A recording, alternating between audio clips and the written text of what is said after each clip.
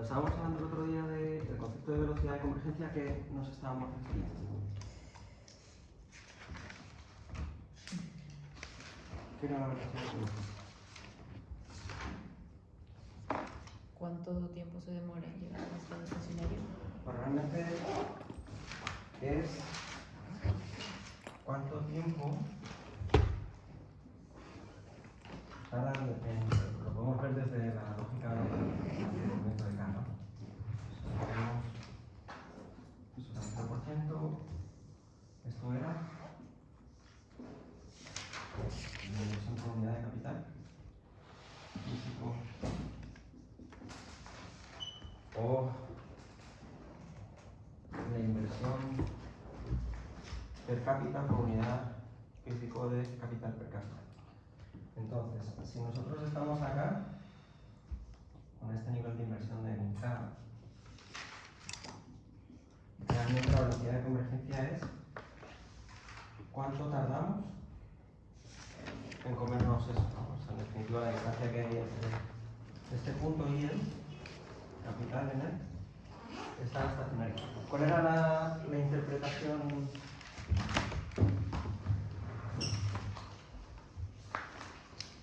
matemática o que teníamos que resolver?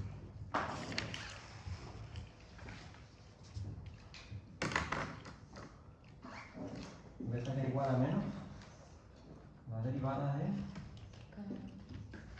T sobre KT. ¿ya? La derivada de logaritmo natural de KT.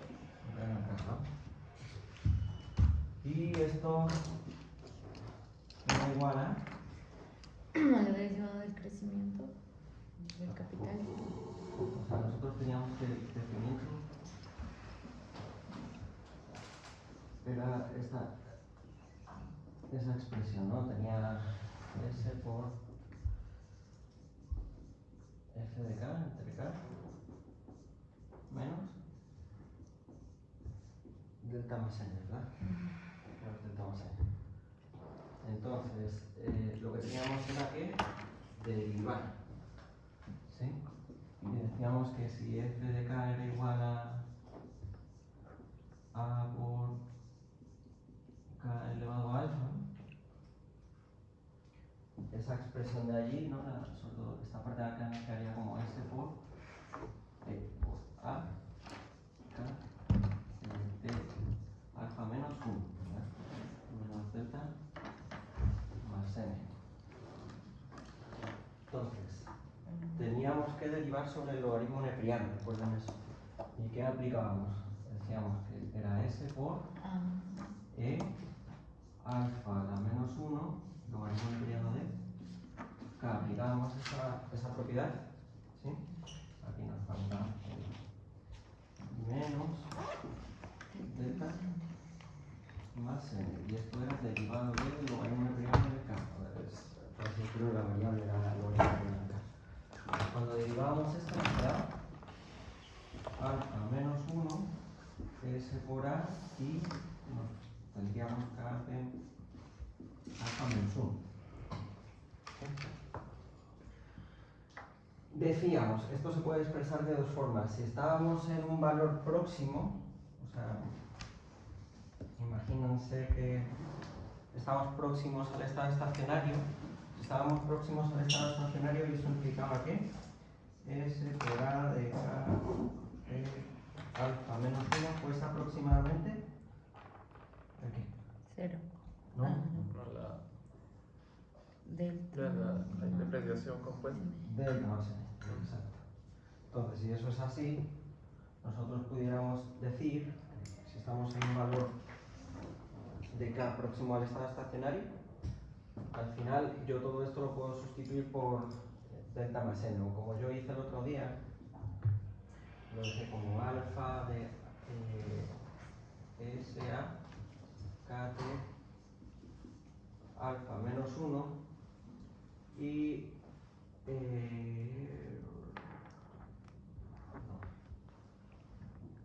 sí, perdón. Es hora de esta parte menos esa parte de ahí se correspondería con esta otra menos delta más n. O, lo que es lo mismo, pudiéramos decir alfa menos 1 por delta más n. Esto en eso. La velocidad de convergencia, en definitiva, es una medida estándar de lo que nosotros llegamos a comernos, la diferencia que hay entre K y el estado estacionario. El estado estacionario, igual, es un concepto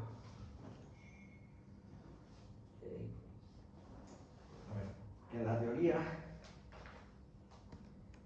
se puede definir, pero en la práctica es difícil de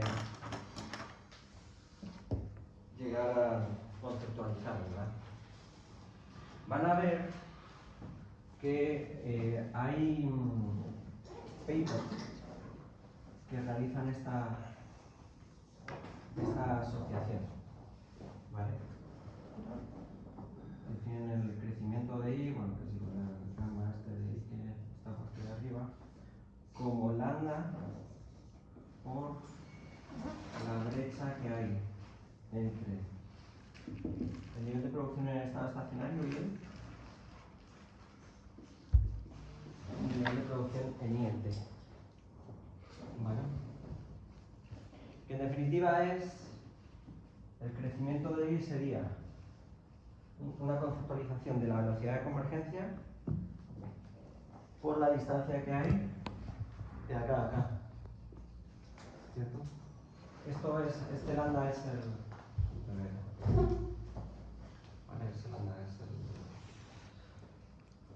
el... lo van a ver en McHugh, Romer y Weil, y hay un montón de papers que utilizan esas... Siempre que se habla de control óptimo, hay algún tipo de modelo que se explique como un estado estacionario. Hay modelos de mercado de trabajo que también implican la definición de un estado estacionario.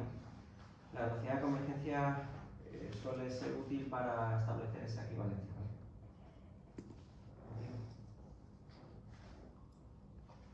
Bien. Bueno, habíamos dicho que esto por definición era negativo, pero la interpretación la hacíamos de forma positiva. O sea, decíamos que si esto era el 5%, pues básicamente se reducía año a año un 5% de la distancia que estaba allí definida. ¿Vale? Bien. Bueno, este concepto es bien útil.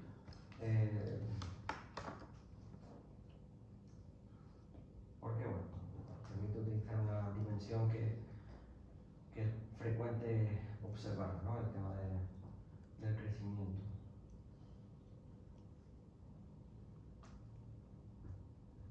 Perfecto. Vamos a hacer un pequeño ejercicio,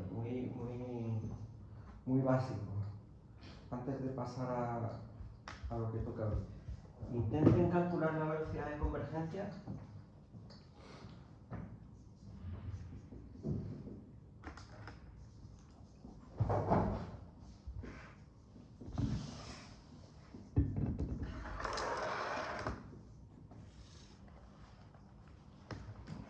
para este modelo.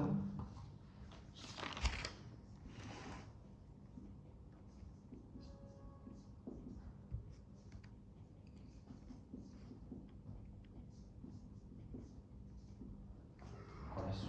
Lo vimos el otro día, es un modelo que tiene una función de producción donde el progreso tecnológico está expresado a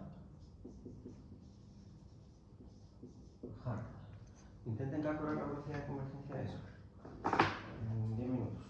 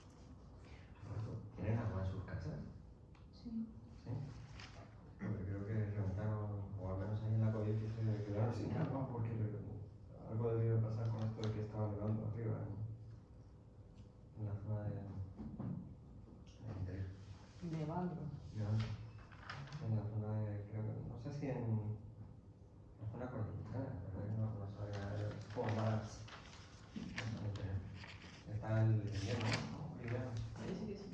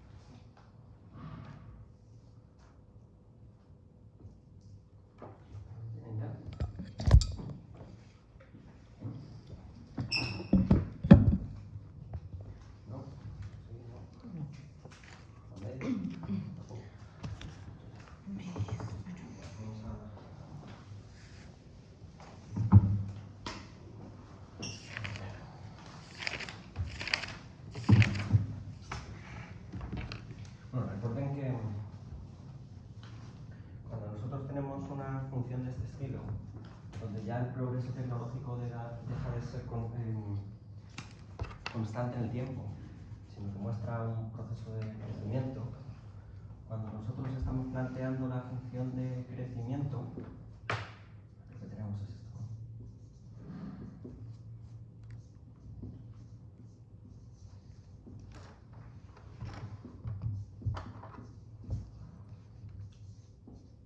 ¿Y qué sucede? Que tenemos que garantizar que esto sea igual a 0, que eso sea igual a 0 y que eso sea igual a 0, ¿cierto? Entonces, igual si nosotros, este es el grande, si nosotros expresásemos esto en términos per cápita, tendríamos que esto sería igual a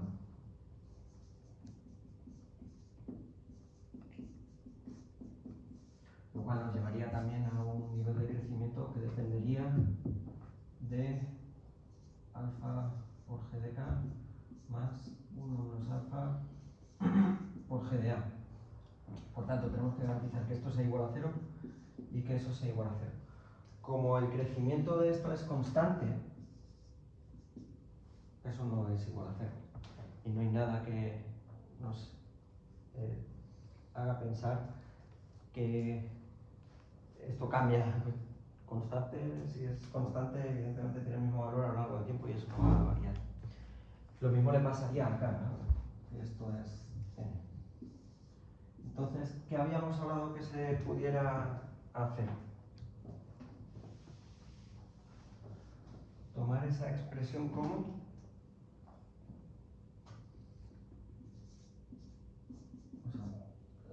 redefinir el nivel de producción por producción por unidad eficiente de trabajo, ¿cierto? ¿Qué sería esto?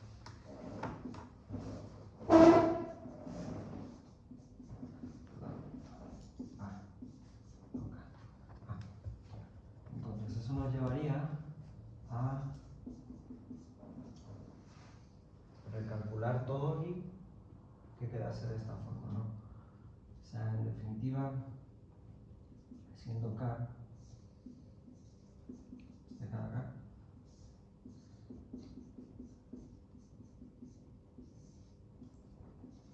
alfa, ¿sí?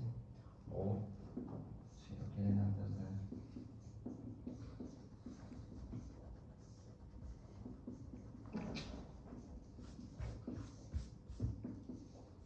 Eso se vuelve mono. Bien, entonces, ¿qué necesitamos ahora? Redefinir el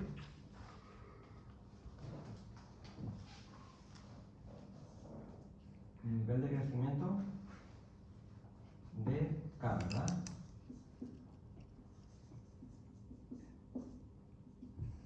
¿Para qué?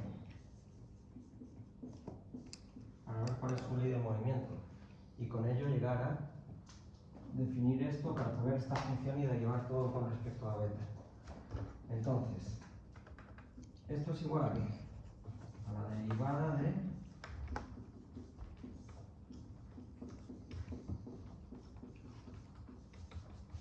con respecto a b. ¿Cómo se aplicaría la derivación de eso?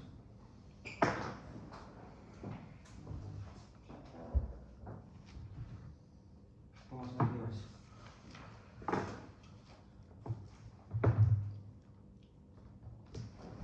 La derivada de k respecto al tiempo por ¿Cierto? ajá, menos k y la derivada de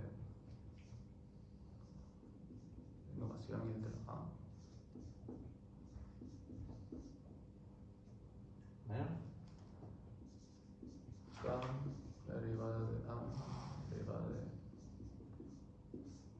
respecto al tiempo. Eso, ¿no? Y abajo tendría que estar al cuadrado.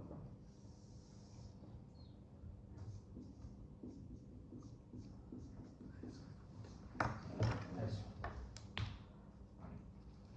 Entonces ya sabemos de partida que esto aquí es S por f de k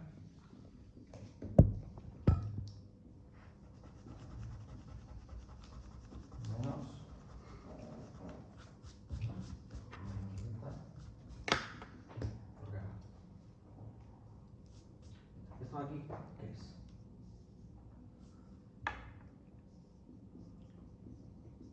Aquí por X, ¿no? Y esto de aquí es.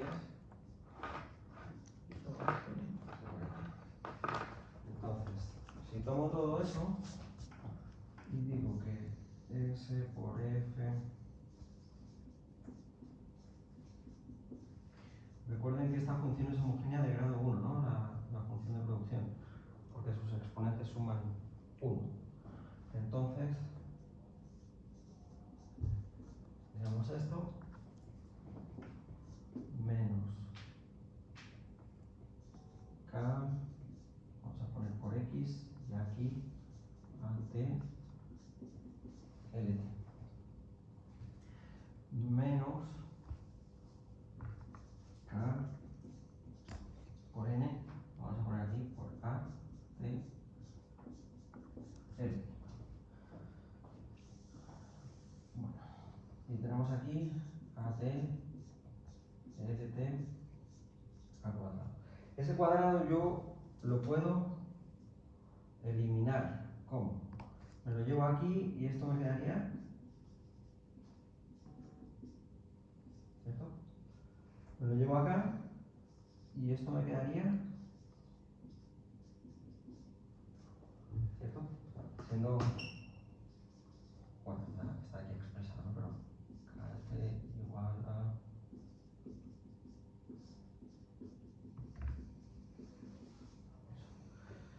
Me lo llevo acá, eso fuera y eso fuera. Bien, entonces, ¿qué nos queda? S por F de K menos delta K menos K X menos K N, y de nuevo esto está dividido.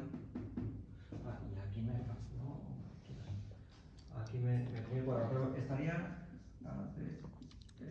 por aquí danzando. Esos dos últimos K Eso. tendrían que estar también per cápita, ¿no? Esto. Entonces me faltaría S acá. O sea, eso estaría aquí multiplicando. ¿Entiendes, no? Los últimos K no tendrían que estar en per cápita también. Estos, claro, cuando tú ya tienes este término, estos acá se van fuera. Y este me quedaría con. Ah, no, perdón, este está bueno. Este está bien y este está bien. Estos dos, de nuevo, puedo eliminar esto y esto dejarlo como K. Esto dejarlo como K. Y todo esto que está multiplicado por esto de acá, se me va a esto. ¿Y qué me quedaría? Me quedaría esta expresión. Vamos a ver al final. ¿Qué da esto? Es S por F de K menos, y si saco este K como factor común, delta más N más X. Eso. Esa es la expresión de la ley del movimiento del capital por unidad eficiente de trabajo. ¿Vale? Esa es la expresión. Ahora, ¿qué tenemos que hacer? Tenemos que llevar a cabo el cálculo de beta, ¿verdad? Que es menos la derivada de eso de ahí, con respecto a factor K y con respecto a logaritmo grano de K. Bien. Entonces, esto sería igual a menos, tendríamos aquí delante S por, vamos a poner ya esta expresión,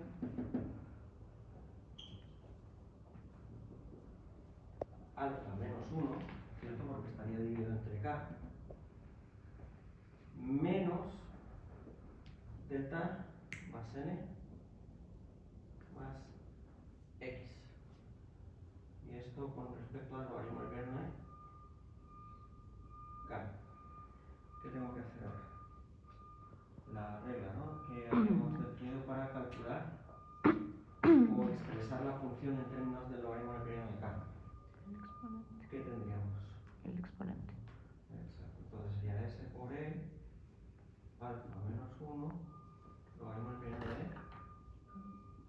K, menos delta más N más X. Y todo eso habría que derivar, ¿no? Porque no está arriba. Entonces, ¿cuál es el resultado de esto? Tendría el menos delante, pero bueno, alfa menos 1 por S por K de alfa menos 1. Esa es la expresión. Y si estamos próximos al estado estacionario, podemos decir esto, ¿no? Esto es igual a X más N más delta. ¿Sí? Esa sería la velocidad de convergencia. Si se fijan, lo único que cambia es el término X que se incluye y que tiene que compensarse en el proceso de depreciación. Eso. ¿Vale? Esa es la expresión. Eso es lo que está puesto en los apuntes. O sea, se partió analizando beta con respecto a esto. No con respecto a lo que vimos el otro día, pero es exactamente lo mismo, lo único que la expresión de K es diferente. ¿Vale? Eso. Entonces, vamos a ver ahora qué pasa con el precio de los factores cuando va cambiando K, es decir, cuando va impactando la dinámica en el modelo. ¿Ya? ¿Cuáles son los precios de los factores? ¿Qué factores tenemos? Tecnología y capital. O sea, los factores productivos que tenemos es K y L, o A por L, ¿no? Que en definitiva A por L es la expresión del trabajo, pero por unidad eficiente. ¿Sí? Entonces, bueno, vamos a considerar el modelo más simple, ¿ok? Se queda igual, o sea, inicialmente esto se puede considerar como si fuese LP, ¿ok? Por tanto, la productividad del factor trabajo tendría que corresponder a su, en competencia perfecta debiera corresponder en el proceso de maximización del beneficio a su, ¿qué? No es micro. La productividad marginal del trabajo es igual al salario. Bien, bueno. Esto lo tienen en los apuntes, ¿vale? Esto está en la PPT. Eso que no hace falta. Bien. Vamos a ver qué pasa con la oferta y demanda en el mercado, en el equilibrio del mercado, para definir el precio de los factores. Y particularmente lo que me va a interesar es saber qué pasa con W. ¿Okay? Nosotros, todo nuestro modelo está expresado en términos de, si uno lo piensa, vamos a utilizar per cápita.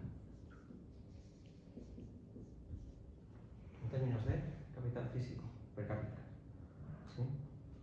Entonces nosotros sabemos que la lógica de mercado en un contexto, esto también lo vimos, ¿no? Vamos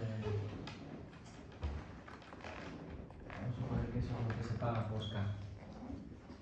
¿Vale? Se paga un precio más la depreciación, se cubre la depreciación. ¿Cómo debiera de ser la función de demanda?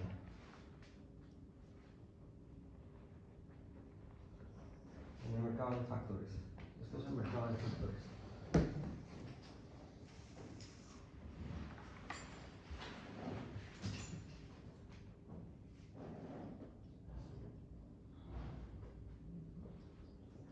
Estamos en eso. Behavior of input prices during the transition. Entonces, En el mercado de factores, la demanda, ¿cómo se tiene que comportar? Con una pendiente negativa. Y de hecho, habíamos visto, y esto es de las primeras clases del curso, que si teníamos rendimientos constantes a escala, o al menos decrecientes, la función de demanda tenía que ser necesariamente negativa. Porque si no, si pasaba lo contrario, tendríamos funciones de demanda positivas. ¿Por qué? Porque el rendimiento sería creciente, es decir, si yo acumulo más factor, se expande todavía más el nivel de crecimiento. Y si eso es así, evidentemente la empresa va a tener todo el incentivo para seguir contratando más porque la diferencia entre ingresos y costes se va a ir expandiendo. Si nosotros tenemos rendimientos decrecientes, esa diferencia va a llegar a un punto en el que se está achicando. ¿Por qué? Porque la capacidad o el rendimiento que está generando el factor va decreciendo con el tiempo, o a medida que uno va acumulando factor. Bueno, entonces, la demanda de capital, que esto viene ¿de dónde? Del proceso de maximización del beneficio con respecto a acá. ¿Sí? La oferta la ponen los hogares, pero inicialmente uno debiera de esperar que esto se comporta así. Y es más, a medida que se expande, vamos a quedarnos con la función de demanda. Pero a medida que se expande K, lo que debería de haber es una caída del precio para absorber ese K adicional y viceversa, ¿no? Bien. Entonces yo creo que queda bastante claro qué pasaría con el comportamiento de R y de delta, del precio compuesto, para el mercado de factores, en concreto para el de K. La pregunta es, bueno, nosotros estamos en un modelo donde el capital es una expresión en términos per cápita, ¿no? ¿Y qué pasa si ese capital físico per cápita aumenta? ¿Qué le pasa al salario? Eso es lo que todavía no sabemos. Y el salario es una componente fundamental ¿para qué?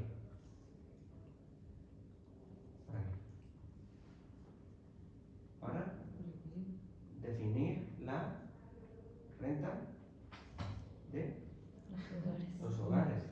Claro, para definir la renta de los hogares, en definitiva para definir el nivel de consumo y con eso su bienestar. Vamos a considerar que la renta de los hogares se define de esta forma, ¿vale?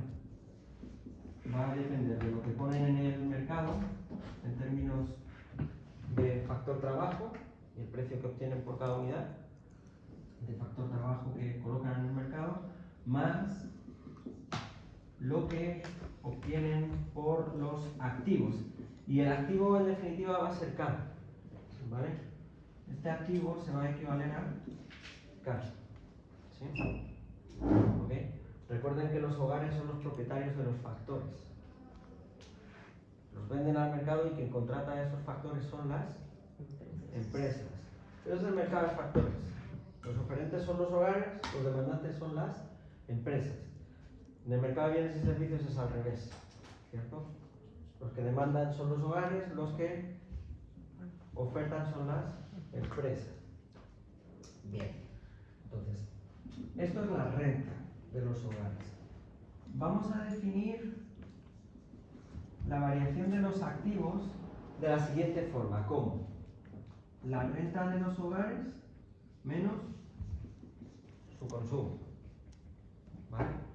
Que en definitiva es la variación de S, ¿sí? Que se puede interpretar también como la variación de K, ¿vale? Y de hecho vamos a ver que esto va a corresponder a la variación de K, pero lo vamos a ver con el capital físico per cápita. Bien. Entonces, tenemos esta expresión.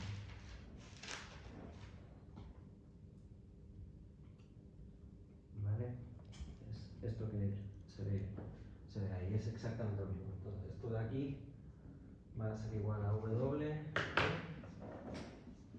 LT más RT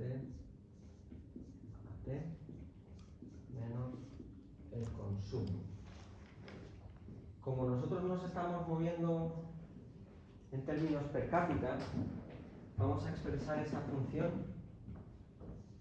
como A minúscula, siendo eso la derivada de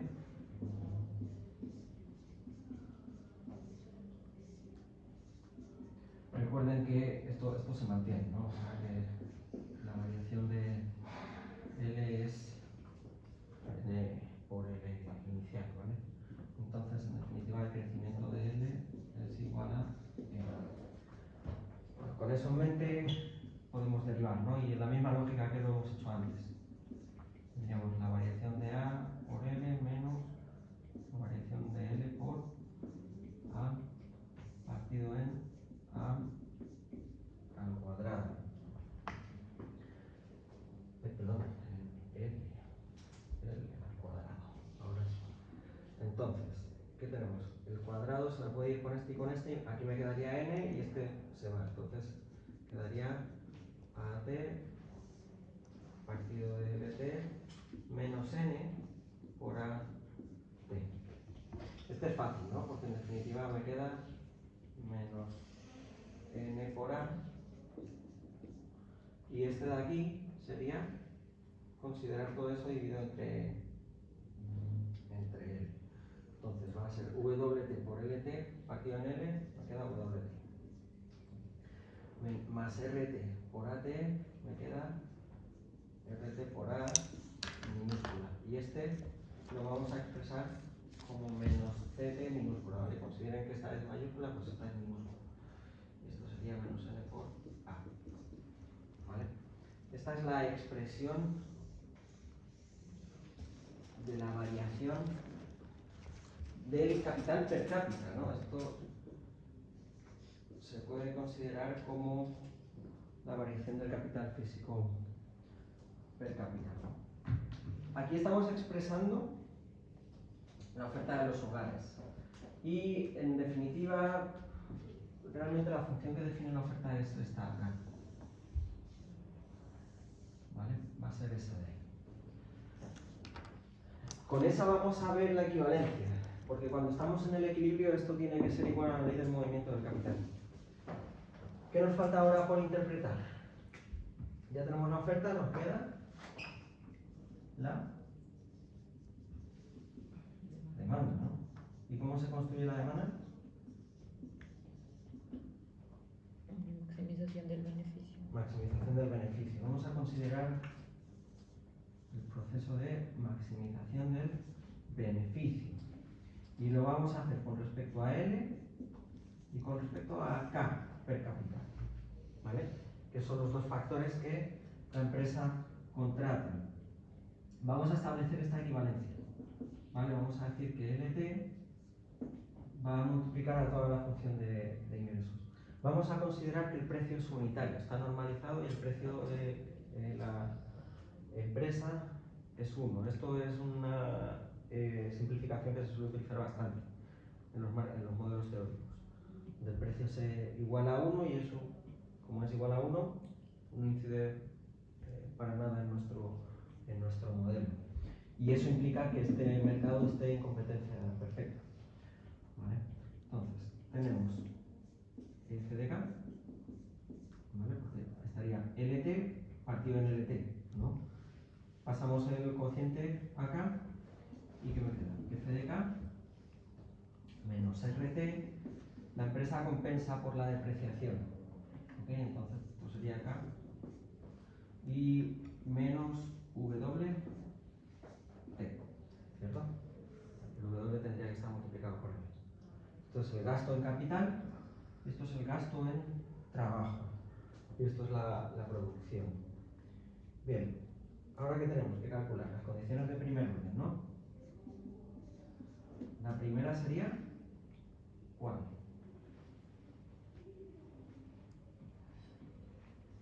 La derivada del beneficio, vamos a ponerlo con respecto a acá. ¿Cuál es el resultado de eso?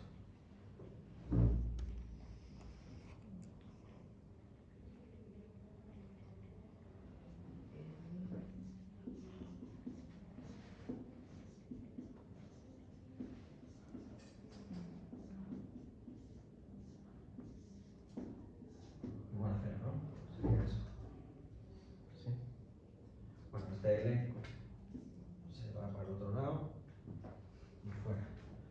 Y que nos quedaría que la productividad marginal del capital va a ser igual a el precio compuesto. ¿Sí? Por tanto, evidentemente esto aquí es equivalente a la función de demanda del capital. Y como alfa es menor que 1, cumple esta propiedad. ¿Vale? Es decir, que tenga una pendiente negativa. ¿Vale? Tiene una pendiente negativa. Con respecto a la relación del precio compuesto y K. ¿Sí? Bueno, lo vamos a ver fácilmente, ¿no? Así, F' de K, ¿cómo sería? Alfa por A por K, alfa menos 1, igual a RT más delta. Si yo despejo K, ¿qué me queda? Pues la demanda de K. Si yo despejo K, ¿qué me queda?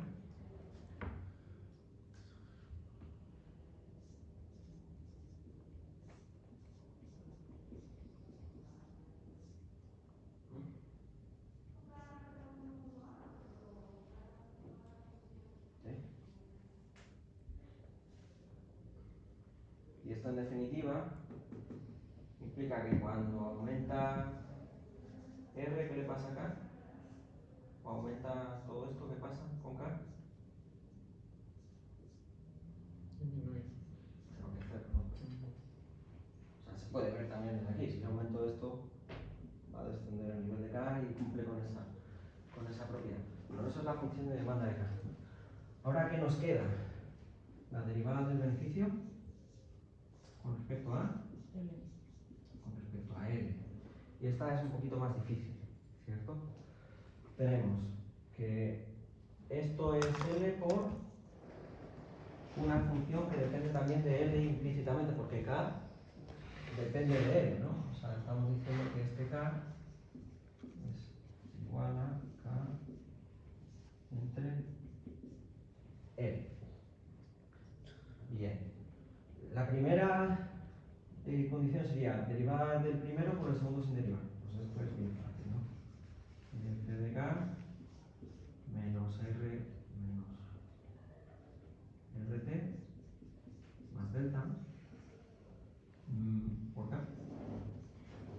menos W. ¿Sí? Más la derivada del segundo por el primero sin derivar. Entonces sería más LT por. ¿Y cuál es la derivada de esto con respecto a L? Sería la regla de la cadena, ¿no?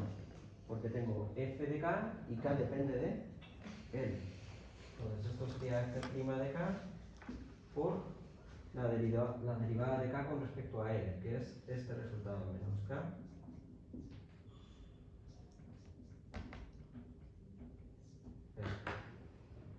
menos RT más delta por, de nuevo lo mismo, ¿no? Derivada de K con respecto a LT al cuadrado. Todo esto se cierra en paréntesis. Y eso es igual a 0. Este LT con este de acá y con este de acá se me van. Y fíjense, me queda K entre L, todo eso es K y K. Entonces, ¿qué tendríamos? Tendríamos que esto es igual a F de K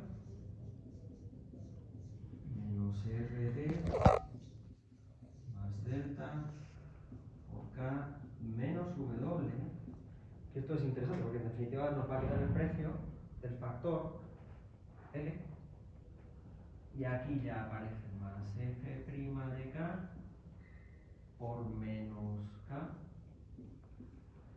menos, vamos a dejarlo como más RT más delta K. Esto está sumando y este está restando. S con este fuera igual a 0. ¿Qué me queda al final?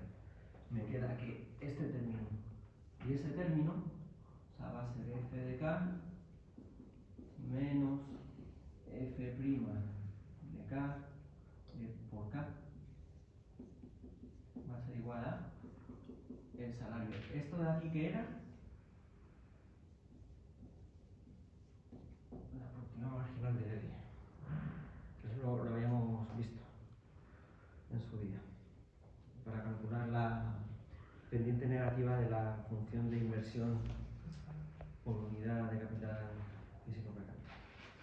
Inversión per cápita por unidad de capital físico per cápita. Eso. Este es el salario. ¿Vale? Fíjense, esto es lo que pasaría en el equilibrio. Esta es la relación entre el capital físico per cápita y el salario en el equilibrio, ¿vale? Para componer la función de demanda. Esto es por el lado de las empresas. Aquí tenemos por el lado de los hogares. Si yo tomo que W en el equilibrio tiene esa expresión y que RT más delta en el equilibrio tiene este otra, llévense esos dos términos acá. Aquí. ¿Y qué tendríamos? Que el salario va a ser igual a f de k menos f' de k por k.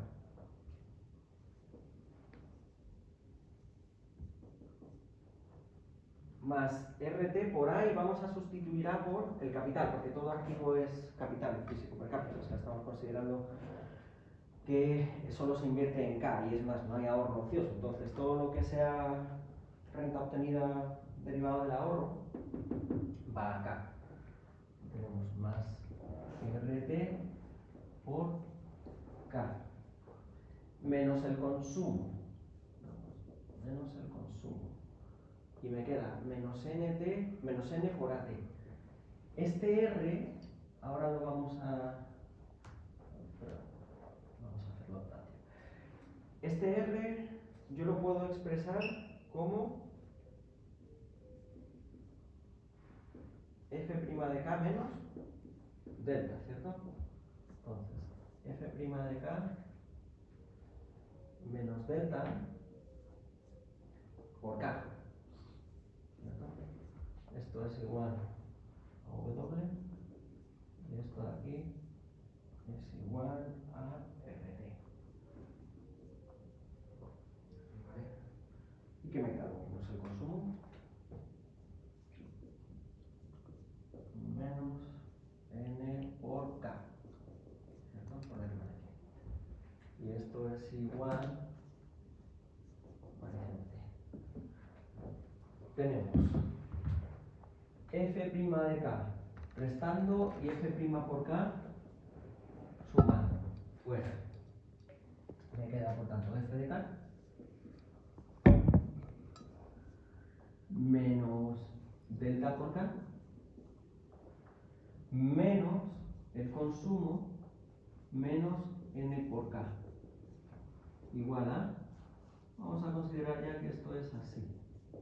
Si se fijan, aquí ya tengo la tasa de depreciación compuesta. ¿Y acá? ¿Qué es eso? La inversión. Esa es la inversión. La inversión. Esto aquí es la función de producción menos el consumo. Recuerden que I menos C era igual a S. Entonces al final esto va a ser igual a S por F de K menos delta más N por K igual a K. ¿Y qué tenemos ahí? La ley del movimiento de suelo. Expresada como un equilibrio, ¿ok? Entre los hogares y derivadas en precios. ¿Vale? Entonces, esa expresión que nosotros hemos estado calculando todo el rato y utilizando en el curso viene de acá. ¿Sí? Viene de acá. Bueno, todavía no hemos resuelto la pregunta de... Sabemos que K tiene una relación con su precio compuesto en esa forma. Ahora, ¿qué le pasa al salario? Y qué le pasa al salario es fundamental para entender también qué le pasa al ahorro. ¿Vale? ¿Cómo va a variar el salario con respecto a K? Lo que habría que hacer es la derivada del precio con respecto a K. ¿Vale? Al fin y al cabo, lo que nosotros vamos a tener aquí va a ser un espacio en donde vamos a tener K y vamos a tener W y también el precio compuesto del capital. En realidad, esta expresión, cuando nosotros tenemos aquí expresado esto en términos per cápita, podemos decir que esto es igual a WT menos RT por KT. Y este RT realmente, bueno, se pudiera decir que es un RT compuesto. O sea, aquí, si vemos en el equilibrio, no es el interés que está compensando también la tasa de precisión. Entonces sería RT más delta. Vamos a considerar que es el tipo de interés compuesto, ¿ok? O el precio compuesto del factor capital. Esto. ¿Cómo sería el cálculo de esta derivada? ¿Qué tendríamos?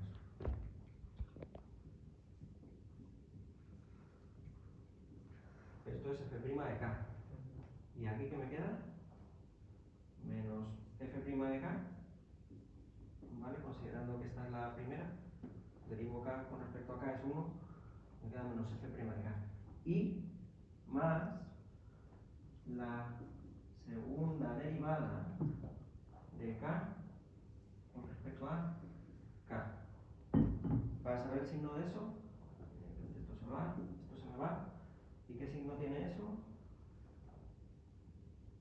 Negativo, positivo. Negativo. La ley de rendimientos marginales es decreciente, por tanto eso es menor que 0. Menos por menos, más. Recuerden que esta es la segunda derivada con respecto a de y con respecto a k. Y sabíamos que la segunda derivada de y con respecto a k es mayor, o sea, es menor que 0. La primera es positiva, que en definitiva implica que la productividad marginal del capital sea mayor que 0, pero al final, ¿qué va pasando? Si yo aumento una unidad adicional de K, el crecimiento de I va siendo menor que el primero. ¿Sí? Por tanto, esto tiene que ser negativo, es la ley de rendimientos marginales decrecientes. Entonces, aumenta el capital físico per cápita, ¿y qué le pasa al salario? Aumenta también. Aumenta. Y esta función tendríamos que ver qué pasa en términos de rendimientos, ¿vale? Porque aquí tenemos la primera derivada.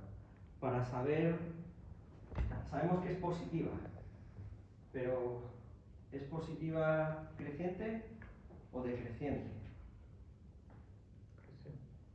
Vamos a verlo. O sea, vamos a calcular la segunda derivada de F2' derivada otra vez, ¿no? Porque tendríamos que, para saber cuál es la aceleración, tendríamos que volver a derivar esto con respecto a eso, ¿vale? Que en definitiva es lo mismo que hicimos acá. O sea, sabemos que la relación es positiva, pero ¿se acelera o decelera? Pues eso es lo que nos da la segunda derivada. Entonces, eso implicaría volver a derivar esta función con respecto a k. ¿Y qué nos va a quedar? Menos f3' de k por k menos, o sea, más, perdón, f2' de k. ¿Y eso es positivo o negativo? Pues habría que calcularlo. Vamos a verlo. Tenemos que, la expresión es esta, ¿no? La primera derivada es alfa por a kt alfa menos 1. Esto es positivo, que es la productividad, es positivo. La segunda derivada, esta es la primera. La segunda derivada que nos da Alfa al cuadrado menos alfa. Alfa por alfa menos 1 por a por kt alfa menos 2. Y esto por definición es negativo, porque alfa es menor que 1. La tercera, y ahí ya sí que llegamos acá. La tercera sería alfa por alfa menos 1 por alfa menos 2 por a k t alfa menos 3. Y eso es positivo, porque esto es negativo y esto es negativo. Entonces eso es positivo. Esto es positivo. Esto es negativo. Y hay un menos delante. Necesitamos saber cuál de estos dos es mayor, ¿no? Si este o ese. Muy bien. Entonces, vamos a verlo, ¿no? O sea, tenemos f3' de k. f3' de k, que es esta de acá, tiene alfa por alfa menos 1 por alfa menos 2 por a por k de alfa menos 3, y como está multiplicado por k, le vamos a dejar como alfa menos 2, porque se estaría sumando 1. ¿Vale? Más, y aquí entra la segunda derivada, y esto es alfa Menos 1. por alfa menos 1 por a de alfa menos 2. Y ahora, la pregunta es, bueno, vamos a observar cuál de ellos es mayor. ¿Dónde estaría la diferencia? Y vamos a operarlo, vamos a considerar, el menos va afuera, ¿no? Solo vamos a contemplar esto que está aquí. Vamos a suponer que esto tuviese aquí una igualdad, ¿vale?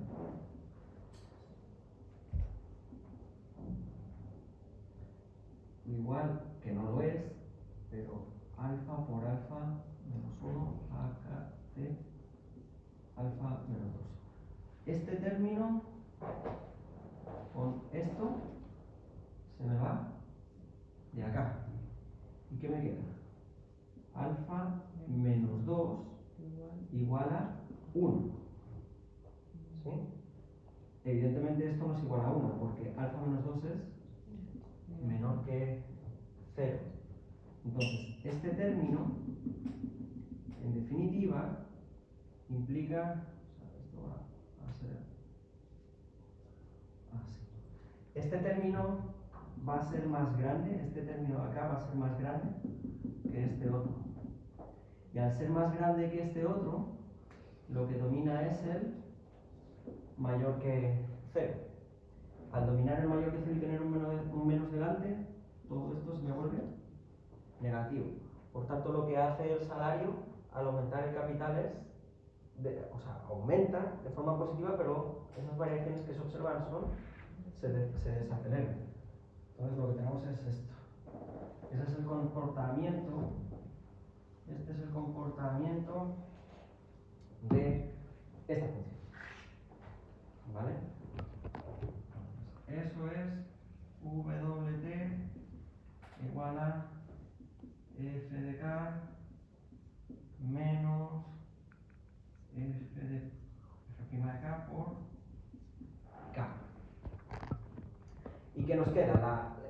la función de demanda. Esta es la función de demanda. ¿Sí? Nos queda la función de oferta. Y la función de oferta es una función de tipo lineal. ¿Sí? En el punto de tangencia, lo que nosotros observamos es el equilibrio.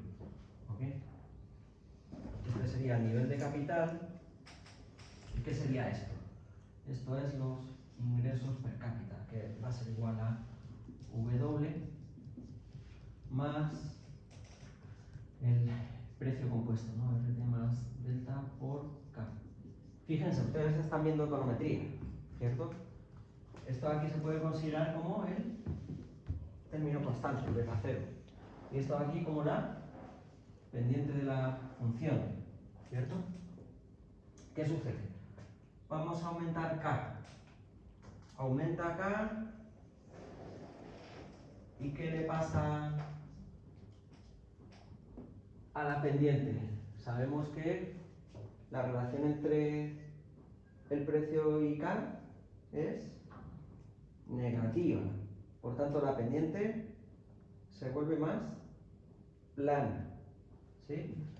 Esto, si nosotros calculásemos el beta 1, debiera de ser un beta 1 que se va reduciendo, ¿no? Aumenta K y esto debiéramos de observar que va cayendo.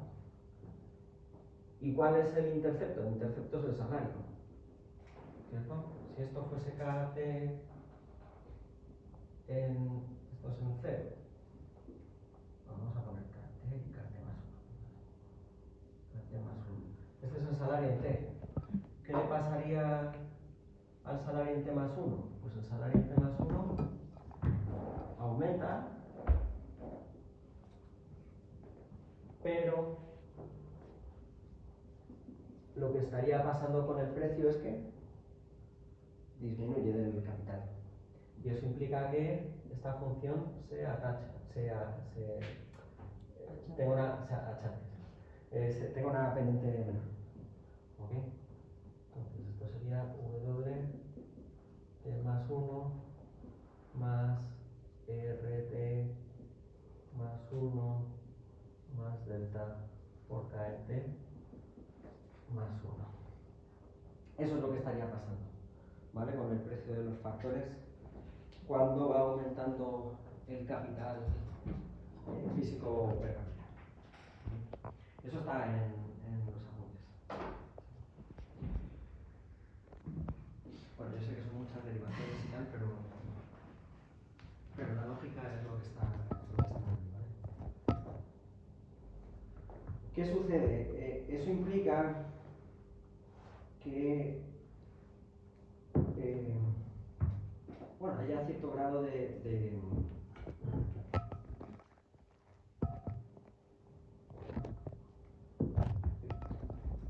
relación positiva, ¿no? En torno a el precio salarial, o sea, el precio del factor de trabajo y el aumento del capital físico per cápita, ¿vale? Eso. Profe, si con los cambios de K el salario tiende a subir, pero los precios del capital tienden a bajar, entonces debería llegar como un equilibrio en la renta del hogar, ¿o no? Que depende de ambos. ¿Cómo? Si con los cambios de K el salario tiende a subir, pero el precio del capital tiende a bajar por la función de demanda, ¿Ya? entonces la ecuación, la renta del hogar debería llegar como un equilibrio. O sea, va a llegar a un punto, claro, eso dependería. A ver, o sea, vas a tener un punto donde esto probablemente se vuelva plano. ¿Y qué acabaría sucediendo? Que lo que domina para la definición de la renta de los hogares es WT. ¿Cierto? O sea, si lo que estamos observando es que esto se va como aplanando, inicialmente uno no va, o sea, no pudiera darse un precio negativo de R. Por tanto, no implicaría que la pendiente se vuelva negativa. Pero sí que iría poco a poco reduciendo su pendiente. Eso. O sea, básicamente sería como ir moviéndote en el espacio, puede ser como asintótico. ¿Cuál es el dominio de esta función con respecto a...? Ahí entre más variación de capital no variaría tanto ni el salario ni el precio del capital. Estaría como ya Más variación. ahí en la parte O sea, final de la función. a mayor acumulación de capital físico per cápita, Claro. inicialmente el precio del capital debería tender a un valor próximo a cero. A un valor próximo a cero. Y el salario, lo que estaría sucediendo es que tú alcanzarías el valor más alto.